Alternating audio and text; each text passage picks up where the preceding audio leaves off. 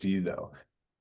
It is about how we lead people who think differently. So if we all take a second to think about this and think about how we work, how we operate, how we prefer to be communicated to, and then think about all the people you interact with on any given day. How many of those people communicate, celebrate, uh, navigate challenges the same way you do? I am willing to bet that for most of us, there's not many people who are exactly the way we are. So today's session should be really helpful for all of us, regardless of who we're working with, what types of people we're working with. We are trying to find the brilliant, capable individuals whose brains simply operate a little bit differently and find ways that we can adapt to that diversity in order to better serve the employees and our teams. So I'm excited to jump into this. If you have questions, like Abigail said, feel free to shoot those in the chat or direct message to her. She has full permission to interrupt me at any time, and we can discuss things as we go along. So why does this actually matter? Well, 15 to 20% of adults show some form of ADHD-like traits. Those can look differently and manifest in different ways for so many different people. So it's not rare, and it really is quite a broad spectrum. And many of your employees are not going to have a formal diagnosis. And even if they do, they might not be willing to talk about that, but they all face similar struggles with focus and with follow through, with time perception. And when leaders can understand this, we're able to coach performance without judgment. And we're able to create systems that are going to help everybody do their best work. So some of those strengths are going to be creativity, that hyper focus when it's properly directed, empathy, high levels of empathy. But we also have to be aware of some of the challenges to look out for, like the potential for burnout, time blindness, which we'll talk about a little bit as we continue along, the notion or the potential for overwhelm and feeling that overwhelmed state. If you've ever done Clifton Strength Finders, they talk about strengths and underdeveloped strengths as opposed to weaknesses. And that's really how I like to look at this. We want to focus on these strengths. We don't want to ignore the challenges, but let's see where we can use our strengths to help compensate. And then let's see what types of systems we can put into place to help support some of those challenges. I don't know about y'all. I am 35, spent 8 years in Ranger Regiment. I've worked in coaching the last 8 or 9 years. I work in higher education. I'm a full-time minister. So I see a lot of people with different learning styles, with different communication styles, kind of the idea of that neurodivergent world that we live in today. And I remember that for me, growing up, I was tested 6 times for ADD.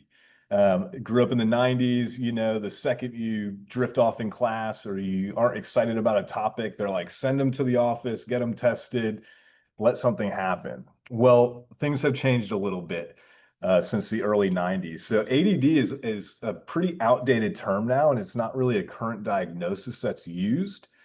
And we have shifted toward ADHD. So ADD was really focused on the inattentive presentation. That young person or that young adult who just doesn't seem interested must have ADD. Well, then we umbrellaed the term with ADHD because we also found that hyperactivity can be linked to this challenging or unique style of learning and communicating.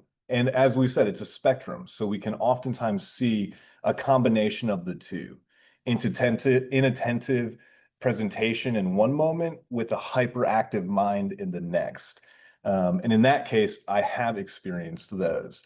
I was not diagnosed with ADD, but like we're going to see throughout this presentation, it's not really about the formal diagnosis. That's not what we're talking about today. Today, we're looking at the behaviors and the ADHD-like traits, which are really going to, when addressed, support all people in all of our teams, regardless of their learning style. So some of the core issues that are presented or discussed when we're talking about ADHD are going to be attention regulation, executive function, right? Those mental skills that help us to plan, focus, and remember things. We could also experience some impulse control. For me growing up, that's probably was the red flag for my parents a lot. I had a lack of impulse control, go jump off the bridge and I'd jump off in the water and I wouldn't even think about it. But my wiring was different, not deficient. And the wiring of people with ADHD diagnosed or ADHD like traits, it's not different. It's not bad. I'm sorry, it's not deficient. It's not bad. It's different. And also, it's 2025. I think we've all realized that we all learn a little different. We all communicate different. And the best way that we can support and lead a team, lower, middle, or upper management, is to build relationships and to understand that each person we interact with is unique and finding ways that we can help and support them. So instead of labeling, we're going to look at behaviors and how we can support those needs as we continue through this fun webinar. I don't know how many of y'all are watching live and how many of y'all are watching this as a recording. For me, this is my pre-lunch hour. So this is where my brain really starts thinking about food and I try to stay on track. If you are in your lunch hour, please enjoy your lunch. If you are with us at another time of day, enjoy whatever meal is appropriate. So part of what we're going to do as we focus on behaviors is recognize that when we focus on behaviors, we're able to support everybody, regardless of whether or not they have a formal diagnosis. Now, where you work, you might have a healthy process for somebody who has an ADHD diagnosis who wants some type of support. In the higher education world, you can go to the Center of Accommodations and Access, and accommodations can be made. But what happens when somebody doesn't have a formal diagnosis, or what happens when somebody's uncomfortable sharing that information? Well, one, we have to have a relationship strong enough that makes them open to having that conversation with us. Or two, we need to implement tools and a coaching strategy that allows people only to reveal as much as they want to get the support they need. So we're looking for patterns, not just this pathology. We're looking at behaviors like distractibility, impulsivity, perfectionism, guilty. I'm never perfect, but I'm always striving for it. Hyper focus, also guilty. I liked piano for one day, bought a piano and studied it for 6 weeks and then switched over to something else. Forgetfulness. My wife will tell you that I experienced that. I don't think so. But what we want to do is we want to take a small shift from judgment to curiosity. And that shift is going to be gold in your leadership toolbox, whether we're talking about ADHD-like behaviors or whether we're talking about any other aspect of leadership. Being able to shift from judgment to curiosity is key. And Ted Lasso brought back the quote, to be curious, not judgmental. I think it was Walt Whitman, but brought it back in Ted Lasso in a great scene. You should definitely YouTube that later. But it was this great way to depict the difference of a relationship, of an interaction, in this case, the difference of how a team operates when we are curious about learning about one another, how to work most effectively with one another, and how to best serve one another if we're doing that. And the way that we start to do that is we ask questions like, what's getting in the way of this person doing their best work? What can we do to better support this person based on their specific situation? So this leads me to Huberman.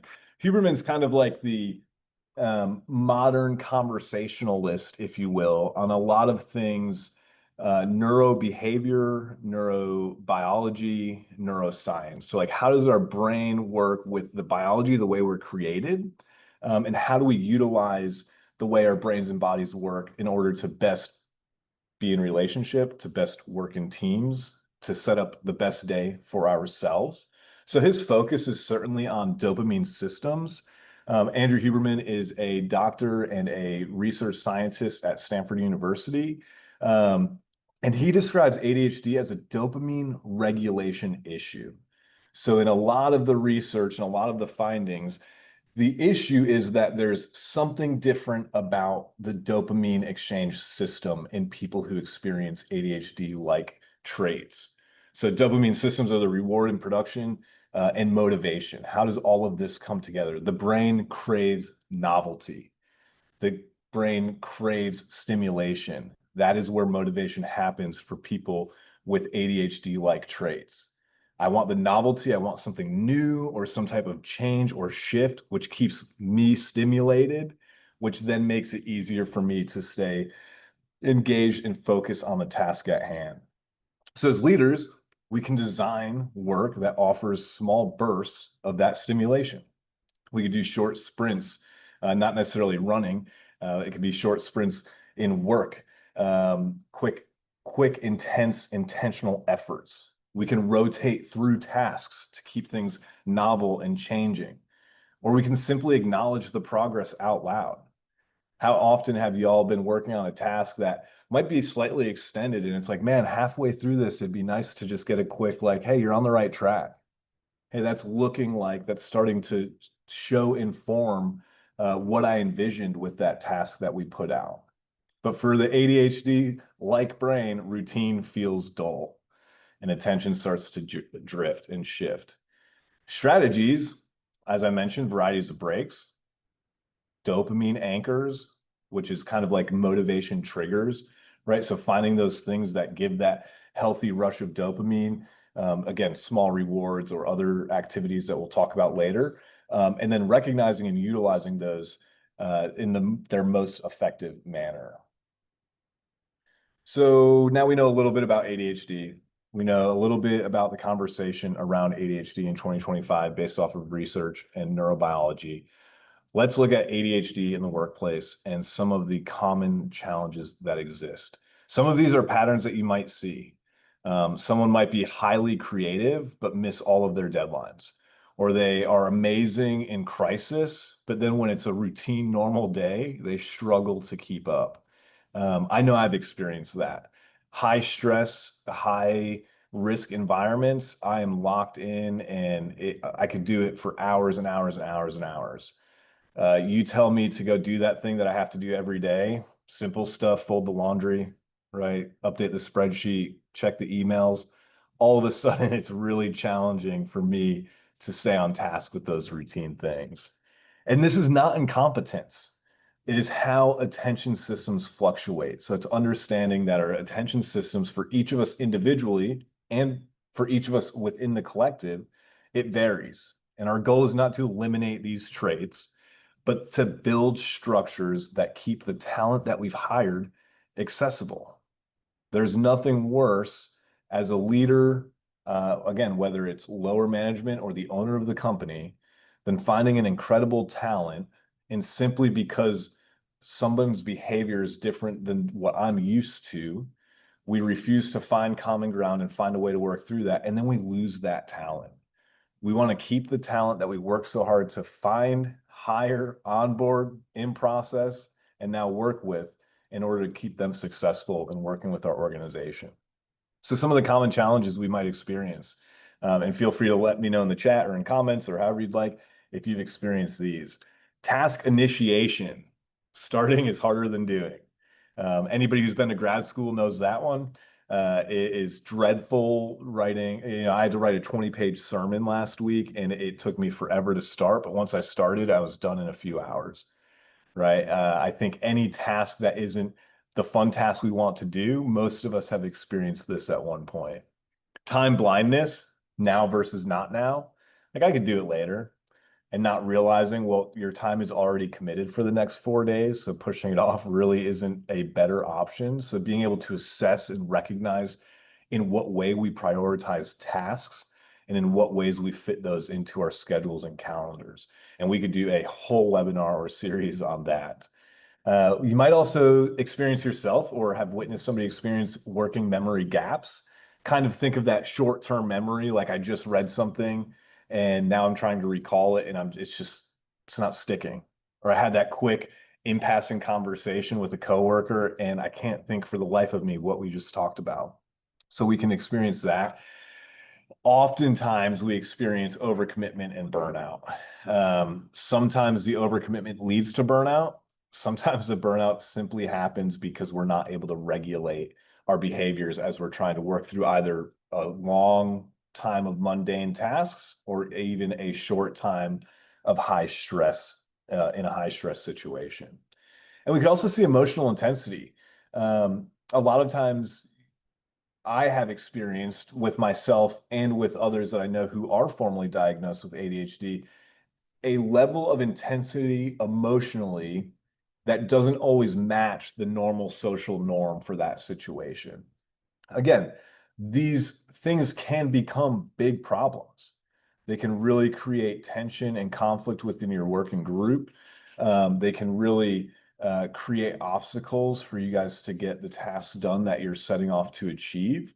But by recognizing that they exist, by recognizing that doesn't mean they're broken or it's a problem, and recognizing it as a tool and a fun puzzle that our curiosity gets put together, building and helping to maintain a great team can actually be a really fun part of your job. As opposed to thinking constantly of how do I reprimand this person? How do I discipline this person? How do I force them into doing things the way it's always been done or the way that I am most comfortable and competent with? Think about how can I empower them in a way to lean into their strengths, which is then going to create a strength for the small group or the company or the entire organization. How do we do that though? Well, we have to make a shift. A shift has to happen from judgment to support. Leaders often, myself included, I think any of us, if we're honest, have a tendency to slip into judgment without even realizing it. Sometimes it's judgment because we haven't met the person yet and our first interaction doesn't go great. Sometimes that judgment is we've known that person for a while, so we've built expectations and norms in our relationship or how we work, and one of us has grown or evolved or changed, and that frustrates us, so we start to become judgment, or we start to become judgmental. Oh, they can't focus. Instead of being supportive and saying, hey, how can we adjust the environment to help focus? How can we change the situation to better support you? Now, my wife is a pre-K forward teacher, has also done first grade, second grade, third grade, pretty much anybody under 6, I think, whatever ages they are. And one of the coolest things that they did early on, and Google kind of started this 10 years ago, was flexible seating. And recognizing that like some of these kids need more stimulants that isn't going to distract mentally from the content being shared, but will allow the movement and fidgetiness of the body to exist without being disruptive. And those could be so simple. And we'll talk about some of those really cool tools as we continue on. But I learned a lot of this from my wife. I don't know how much of it she sneaks in on me, but it was an immediate, instantaneous positive impact in the classroom to create different flexible seating situations. That shift also means that we're looking at curiosity over criticism. Curiosity seems to be a key thing here. If we were in high school, I'd be stomping on the floor like that's on the test. Curiosity is so important. I always tell people, I say, I'm not a very smart person. I'm a very intellectually curious person. I love learning new stuff. I want to learn how our brain works, how we can better communicate with people. I might not be able to memorize all of it. I might not be a medical doctor, but I want to be curious about these things as we experience this life. And if we can implement that curiosity with the teams that we work with, the relationships that we engage in, so much about our lives becomes less about me and more about we, which obviously at work is super important, but I think in our lives is important as well. And we want to focus on flexibility over frustration. Sometimes when we think about this webinar or other, and really any webinar, right? We think about it and we're like, this is all great. Now, how do I go back to my team and force this down their throat and make them all enjoy what I just learned and implement this? And then we all get frustrated with each other and nothing ever happens. So think about this curiosity and this flexibility as a fun invitation to explore this over time. Please don't show up back to work today and be like, this guy Nico said, and start using my name as a weapon to force people to do things. Go back to work and say, hey, there was some cool stuff that we learned today, and I'd love to talk about it a little bit later. And then I'd love to see over the next few weeks if there's any stuff that we can implement. And I think you'll find that a lot more people will get on board with that, but also you'll be less judgmental and more open and willing to listen. We move from compliance to compassion, from coaching or I'm sorry, from controlling to coaching. Obviously, I have a slight bias towards coaching, but I also think that you all know if you are in any type of corporate world or you work with a team, the coaching mindset is a game changer. I'm a huge proponent of servant leadership and of coaching models. And I think that when we ask more questions than the number of answers we provide, we empower people in beautiful ways that not only help the team be better, more self-sufficient, more independent, but also strengthens the relationships so that when real world conflicts or high stress situations do happen, we have the relationship where we're able to work through that, regardless of who hyper focuses here versus who's inattentive here, etc. So let's talk about some of these tools. And we'll go in depth with a few of these after. But these 7 tools work for everybody.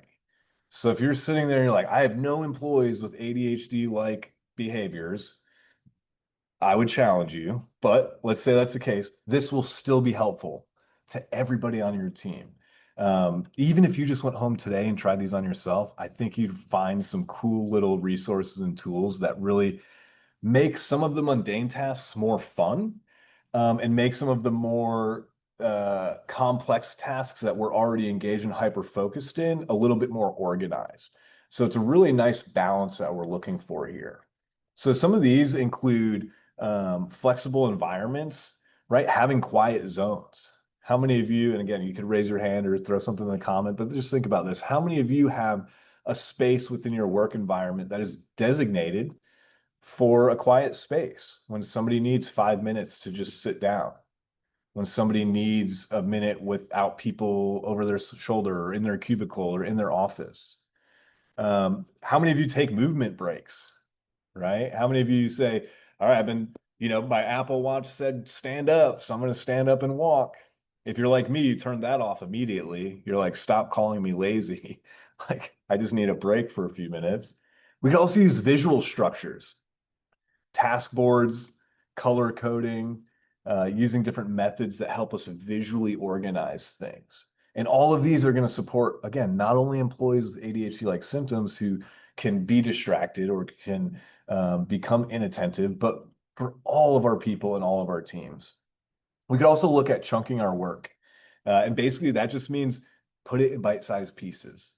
So for this webinar, I think we contracted this like 8 or 9 months ago. If I was an employee, like what we'll look at here in a little bit, where I'm missing deadlines or I didn't show up for a webinar, I don't know that they'd hire me again. But if that were the case, they might say, okay, well, how can we better work together in order for this to be smoother and more effective next time? Well, maybe 2 months out, I send in my PowerPoint slides and they can give me feedback. And then 24 hours out, let's touch base again and make sure that we're all on the same page for everything. And then an hour before the webinar, let's do that. So now we have 3 touch points, smaller chunks and smaller deliverables with little wins in between, as opposed to contracted event, right? Now we have a great working relationship. I don't think we need to do that, but it is a good tool. We also can look at ways to externalize memory. And that's simple. That's using whiteboards, which are all around the room that I'm in right now. I have 3 at my house. I'm a total whiteboard guy. I love doing it. Shared notes. So, now you have technology, whether it's like OneNote or even just a shared Google Doc or Microsoft Word doc or whatever. But ways that we can take what we're taking in and hope to retain and putting those important pieces somewhere external. So if our short-term memory is easily distracted, we don't just lose that. We're able to be anchored in that externalized memory that is written down. We could also look, and this is a big Huberman thing, dopamine triggers, finding feedback loops that we can implement, finding novelty. What are some new ways to do things? Some of it can be so simple, and some of it you can make it as complex as possible. But remember, the point is not accommodation. The point is optimization. These individuals with ADHD-like traits are not a problem to be accommodated. They are a unique thinker that needs help being optimized and intertwining with the team who might think differently. And I love and hate the conversation around neurodiversity, because I think it's important to recognize that we all learn differently. But also, if we all learn differently from one another, we're all neurodivergent, right? So it's this, we have to sit in this tension of recognizing, here's my preferences, whether that's based off Myers-Briggs or your own awareness or emergenetics or whatever. And I am confident in that, but also recognizing that person who's a little bit different is not broken or wrong or incorrect. They just are different. I could talk all day. I hate writing papers. Written word, not my strength. Spoken word, I don't know if it's my strength or not, but I love doing it. Co-regulation is another great one. Brief check-ins, accountability partners, finding ways to regulate. That can be vertical, right? So that could be a leader with a subordinate, but it could also be lateral. It could be two people that work on a team together, just like your gym buddy, right? It's like, hey, let's both make sure that we get X, Y, Z done by 10 a.m. and then we'll take our next break, right? Or let's both make sure that we check our email one last time at 3:30 so that at 4 o'clock we're actually going home like we're supposed to, whatever the case may be. And then we have body-based supports.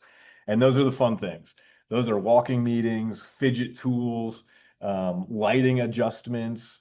Now, for me personally, I don't want hand fidget stuff because then I just get distracted popping the thing or doing whatever.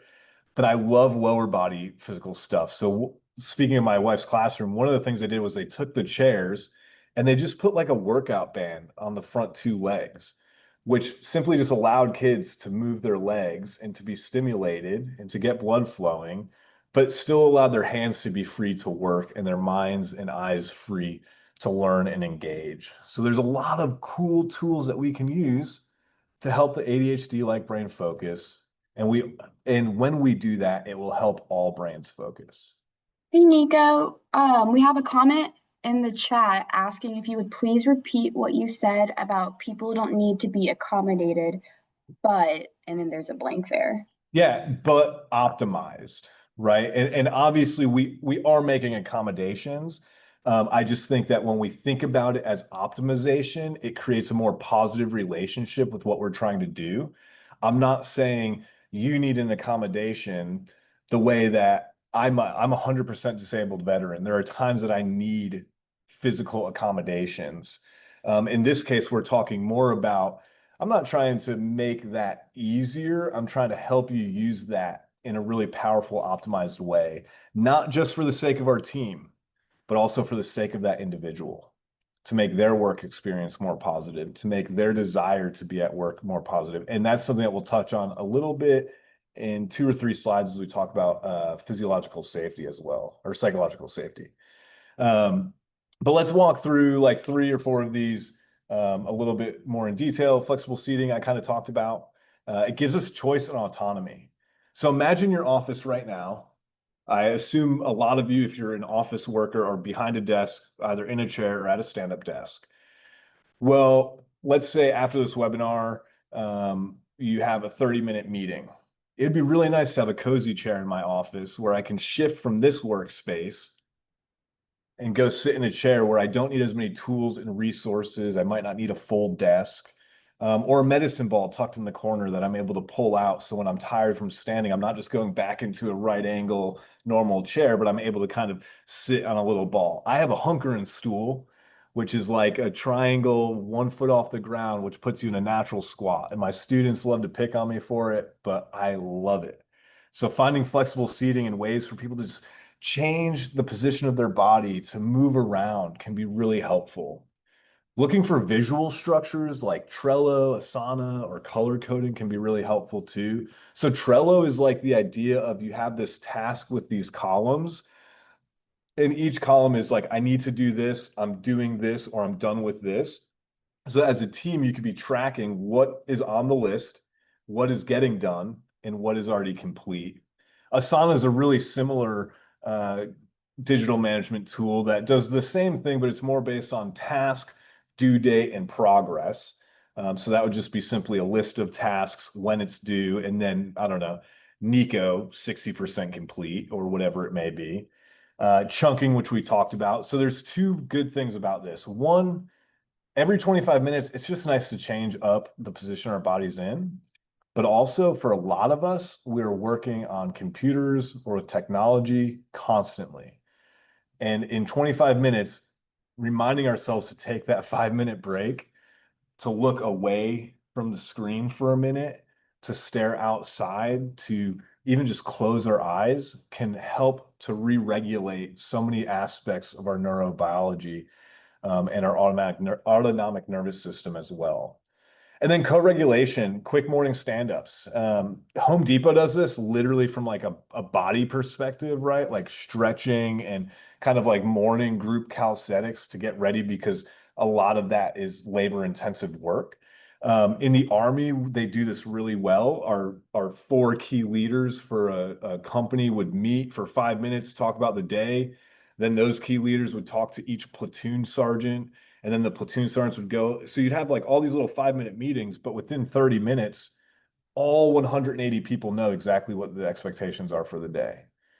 And for a lot of us who exhibit ADHD like traits, knowing is half the battle.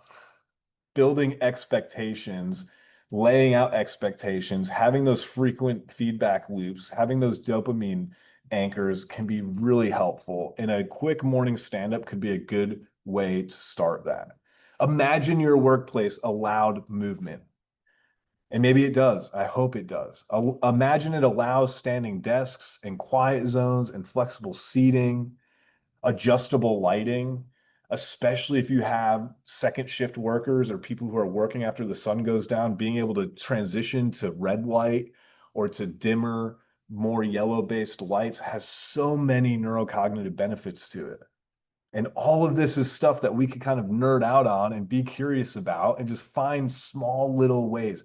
Every night when the sun is down, my red light glasses go on, no matter what I'm doing. And in the morning, my feet are touching the grass and I'm getting fresh air, right? I build out all these little things that help me to optimize my life that nobody else has to do. But then with my groups, I try to find, well, what do you need to optimize? What do you need for you and I to crush the day?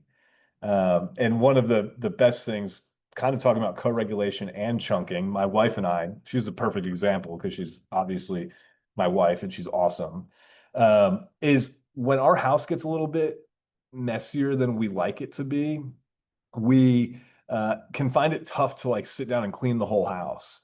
So we'll do like a fun 25-minute challenge, right? We'll just say, hey, for 25 minutes, let's just lock in, get as much done as we can, and then that's a success, right? We get the dopamine hit.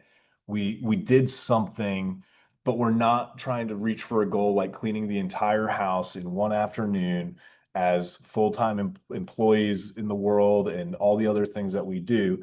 And we probably get more done in that 25 minutes as a fun race than we do if we were to say, let's clean the house for an hour.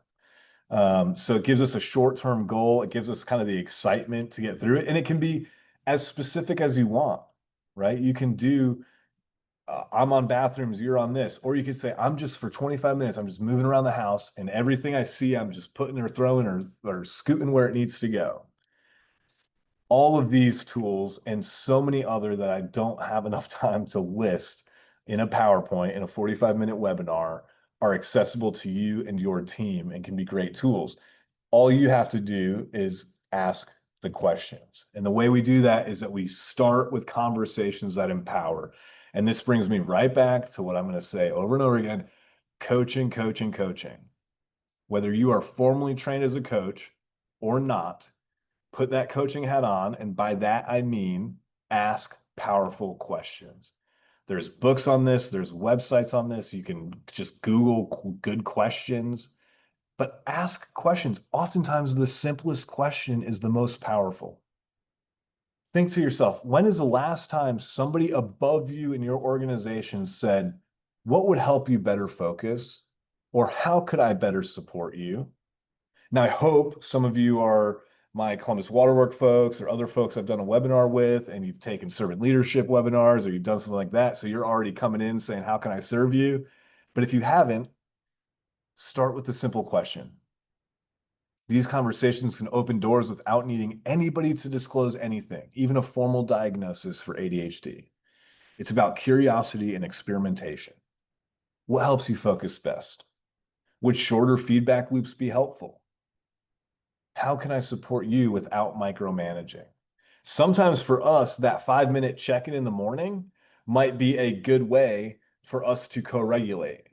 For that person we're trying to make do that 5 minute check-in, it might feel like micromanaging. So we really need to be sensitive in having these conversations for two reasons. One, we want to have the conversation so we can actually serve you, not just so we can pretend that you're being seen and heard, but two, because it builds relationship. So many of us have gotten caught up in the corporate world of doing all these things that we forget there's still relationship here. And the best companies and the best teams are the best because they have positive, healthy relationships. And that's what we're looking to do. We want employees to feel seen rather than labeled.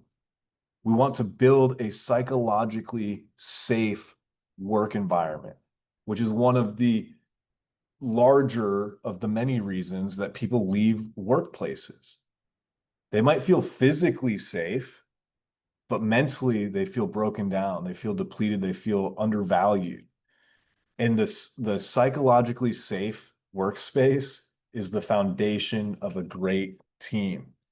And it is not only our subordinates' job to figure that out. It is our job to help communicate and to build that. So let's look at a brief case study. We have Alex here, creative designer, incredible creative designer, but constantly behind schedule. Instead of reprimanding, the manager added a daily 5 minute huddle with a visual tracker, right? Quick 5 minute check-in. That could be first thing in the morning. That could be lunchtime. Could be end of the day. Probably would not recommend that. Morning is probably ideal because it allows us to set the expectations for the day and to start off on the same page, same sheet of music. Lunch could also be appropriate depending on how your workday flow is. So please don't feel like any of this should be locking you in. Again, none of this is to add structure that restricts us. It is to add structure that helps to protect us. And as a result, 40% increase in on-time work. So after 2 weeks, on-time delivery improved by nearly half. And I think for many of us, we will see similar results if we are able to work through that. So how does this all actually take place? Well, we need to have a shift in our culture. And that is hard to do. But at the end of the day, it starts with only one person. It starts with only one team. And those shifts begin to change. People are different. They're not being difficult. We're just different. We have to move from a deficit to design, right? Okay, here's the gap, or here's this thing we're struggling with. Well, instead of focusing on that, let's focus on how we design our team and our workplace in order to be most successful. If I'm running a social media marketing team, I don't want 12 people who are amazing at Facebook. I want somebody who's great at Facebook, and I want somebody who's terrible at Facebook, but who's good at TikTok or copywriting or trademarking or whatever the case may be. So these differences are what allow us the creativity to design something that can make and create a beautiful team. And we need to, and I think it's happening, we need to normalize neurodiversity. We need to understand that it is about leading with neurodiversity, not around it. We're not trying to go around somebody, or we're not trying to close somebody else off and put that extra work on somebody else. We're trying to work with people who have an amazing gift to see things, look at things, and process things differently than I might. I would argue that each of us in this room, anybody watching this at any given time, we all think and operate and process slightly differently. We might have some overlapping things. We might have some areas in which we are so similar that we feel like we're the same person. But if we hang out long enough, if we work together in a team long enough, we will recognize pretty quickly that there's something different about me, from Abigail, from Bree, from everybody else that I get to work with and have the pleasure of partnering with in many different work environments. So what I want you all to think about, and we'll have a few minutes for questions if there are any, but Something I'd really like you all to think about, and seriously, if you will, write it down or put it in your notes or take a picture of this slide, which you'll get later on anyway. What is one shift that you can make this week? What's just one shift? And that could be a shift within you mentally and how you process and approach things. It could be a shift within your organization. What's one conversation that you'll start? And is that conversation with yourself? Is it with your spouse? Or are you ready already to have a conversation with people at work and invite them into this process? And what is one structure that you can pilot? So one shift I can make, one conversation I could start, and one structure I can begin to implement. Can I bring my medicine ball from home in so somebody could sit on it if they want to? Do I bring in some dumbbells so somebody could do some curls if they want to in between work meetings? Do I bring in my fun cushy chair so when somebody's on a phone call meeting, they could just go sit comfortably before coming back to their desk to do the work they need to do? Small experiments lead to lasting cultural change. So you might bring in this flexible seating and people are like, dude, don't care, don't want it. Somebody will, but let's assume nobody does. Well, that just tells us let's try something else. This is not a make a plan and tomorrow implement the plan and change your whole organization. Today's conversation is simply an invitation to begin the conversation with your employees in the ways that we can best support them. It does not have to be a Walmart vest that says, how may I help you? It could be as simple as a smile and how can I better support you today? And if you don't feel comfortable or you don't have the relationship yet to show up to work tomorrow and do that, use a quarterly review, use an annual review, use another type of sensing session as an opportunity to initiate these conversations. Well, where can you learn more about this? Well, obviously, the number one option would be to reach out to the Leadership Institute and find a way to implement this as a training, half day, full day, 1 hour, whatever it may be, with your employees and with your team. In terms of fact checking or looking back into some of what we heard about and talked about today, you can check out Huberman Lab podcasts, specifically his episodes on focus and on ADHD. He's got long content, 3 hour episodes, and he's also got 10-minute clips that help to kind of clean that up. And all of them are written out and transcribed on his website as well. Also has a book coming out called Protocols that has a handful of these tools and others that are accessible. The book Driven to Distraction by Dr. Edward Hallowell, another great text to reference if this is something that you want to be engaged with more. If you're a YouTube person, I love YouTube. Justin McCabe, How to ADHD is a great video. And then two websites that you can check out is chad.org, which is children and adults with ADHD. Really good information on there. Understood.org is more practical tools and articles if you wanted to dive a little bit deeper. But remember, when you lead with understanding, you lead with impact. So I hope that this has been helpful, and I would love to answer any questions that you all may have before we begin to wrap up. And I've had a pleasure meeting with y'all. While those questions are coming in, we do have two comments, positive comments in the chat. Chelsea said that she loved your idea of the 25-minute chunking idea for cleaning. And also Brenda said, when you work from home, engaging these tools seem entirely in your control. Absolutely. And also seems way more in your control, but can also be more challenging because we don't have the accountability aspect. So I would say if you work from home, two things that are really helpful for me, because I've done a lot of work from home, is having designated spaces for certain tasks. Kind of like you shouldn't take a nap in your bed because your brain should associate that with actual sleep. Like I won't do my emails on the couch, right? And some people may, and that's fine.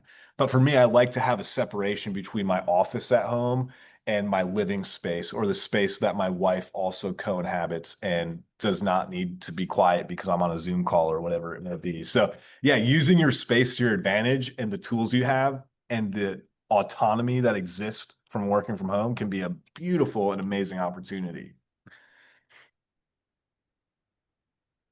Sometimes this structure is as much for us as it is for our employees.